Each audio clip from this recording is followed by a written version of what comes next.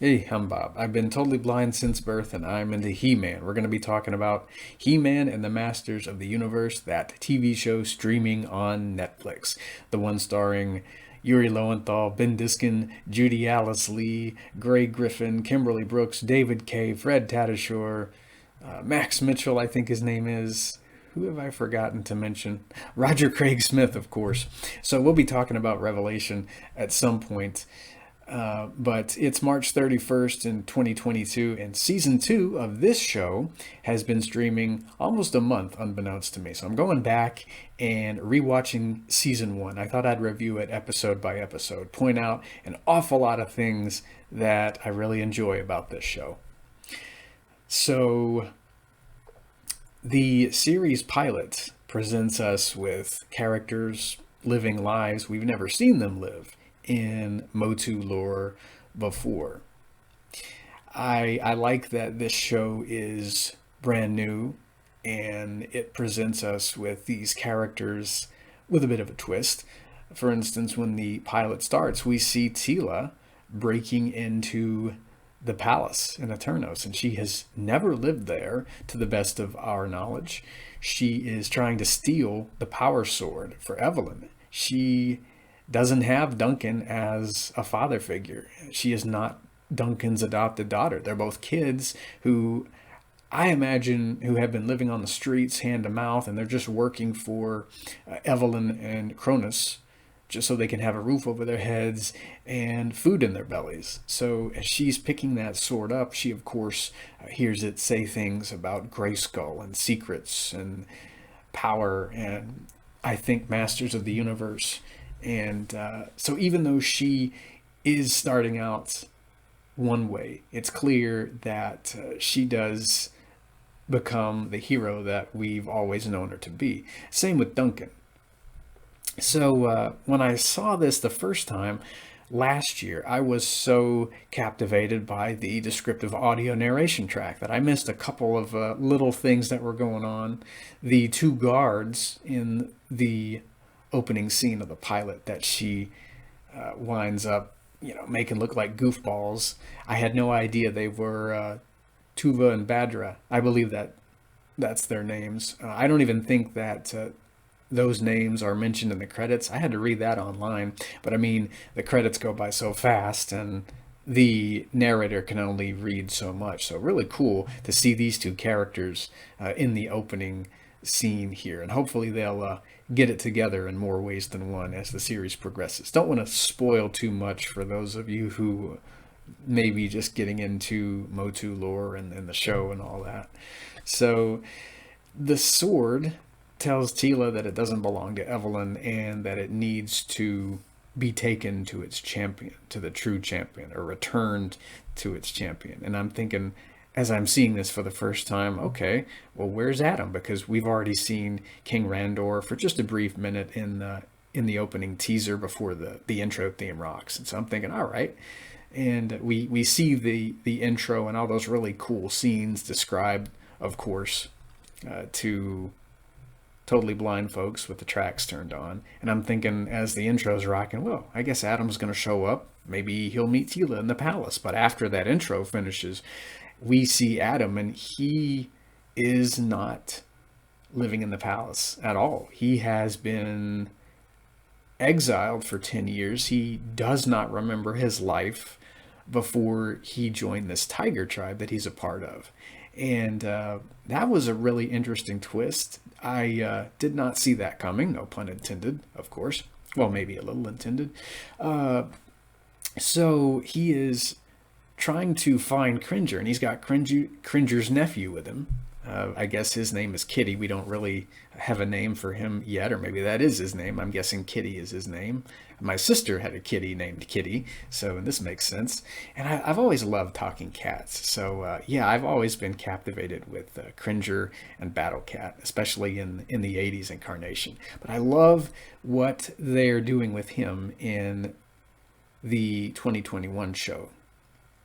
David Kay brings such a wisdom and a bravery to this character. So he's trying to hunt, even though he's been declawed, and Cringer is being pursued by these poacher bots, these beastopoids. When I watched this show the first time, I didn't catch that they'd name dropped a guy named Rakaz, who we see later on, and we'll get into that episode when we get there.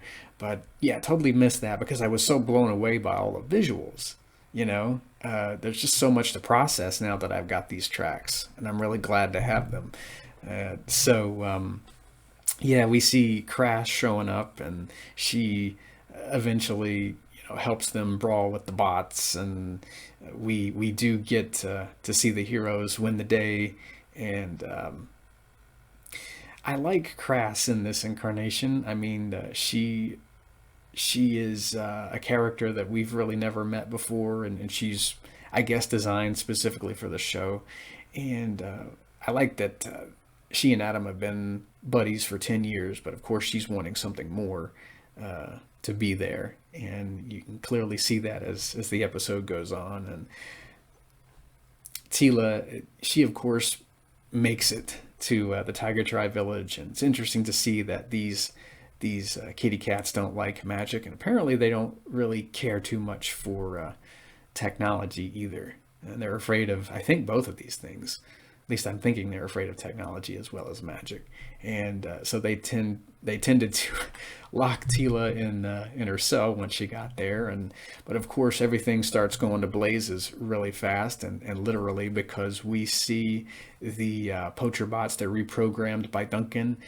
And I like that the band of villains hasn't all come together yet. Apparently Cronus and Evelyn, they know of her cause. They drop his name too, like they've seen him around, or they might have exchanged words here and there. They might have done a couple trades. I don't know. And but he's not with them yet. And whenever they do attack the village toward the end of the episode, and everything really starts popping, we get to see Duncan when he is ordered to activate the flamethrowers within the reprogrammed poacher bots. He cannot do it, and I like that he is also exercising integrity along with Tila, and he makes his stand just as well as she does. Oh man, totally didn't mention Anthony Del Rio, who voices Duncan here. I like his interpretation of Duncan. These two are quite a bit younger, and I really like their characters this time around, Tila and Duncan. So yeah, of course we get to see Adam eventually get the sword. Tila breaks out of her own cell, and he gets his sword and he makes the transformation. And I like that he has no idea what he's saying when he's reading those runes, and he makes the transformation. And that's kind of how the episode ends. We see him beginning to fight the poacher bots. And if you don't binge watch this show, if you just watch it episode by episode, you really do tend to see a lot of world building and story building that the writers are working on. So, if you watch it, as a standalone episode, it really leaves you wanting to see the next one. I'm trying to watch it day by day and episode after episode, just really trying to savor it. Because, back in the 90s and the 80s and all that, we really couldn't binge unless we taped stuff off TV. And you were left, enjoying what you saw and really digesting what you watched. So the end scene of the episode was probably my favorite, because I'd been waiting to see Skeletor or Keldor throughout the entire episode. They'd shown him in the intro, and I was like, okay, where is he? So as Adam transforms into He-Man, this awakens Keldor. And right when the descriptive audio track described that serpentine fortress and the door opening with that green smoke emitting and a dark-haired man stumbling out, I was like, okay, is this Keldor? Has he not become Skeletor yet? I love that, because it reminds me of the 2002 show in a way. He has been exposed to this havoc magic, or this blight of havoc, as he states in the next episode. And he's been trying to preserve his life for the past 10 years. But now that Adam has made his transformation, the sword of power, or the power sword, it has awakened the havoc staff, or the havoc scepter, or whatever you want to call it this time around. So, hearing Ben Diskin coming out of that fortress, and his performance as Keldor, later as Skeletor, I think it's one of my favorites.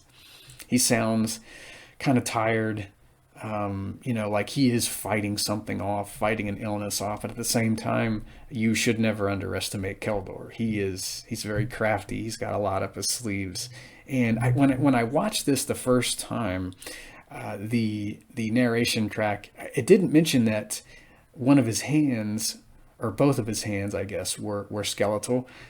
I think I had to read that online, but like I said, so much goes by, and the narrators can only describe so much. But yeah, I think when the door opens, you get to see this bony hand opening the door, because he is slowly being eaten by this havoc, this blight of havoc. So I think one of his hands is skeletal, and we'll get into how he tries to preserve his life in the next episode. I really like what they're doing with him.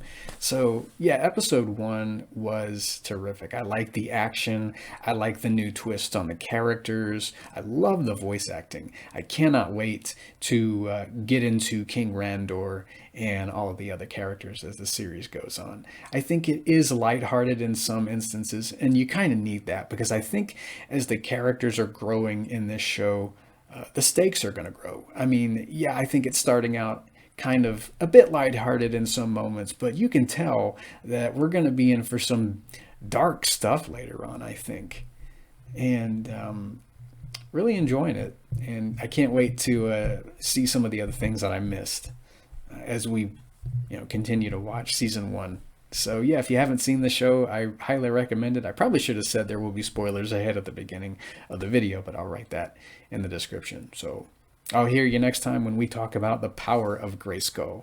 Hopefully this video hasn't been too lengthy, and have a great day. And the power is, well, no, I can't say the power is yours. That's Captain Planet. You have the power. How about that? Getting my fandoms mixed up. Okay, bye-bye.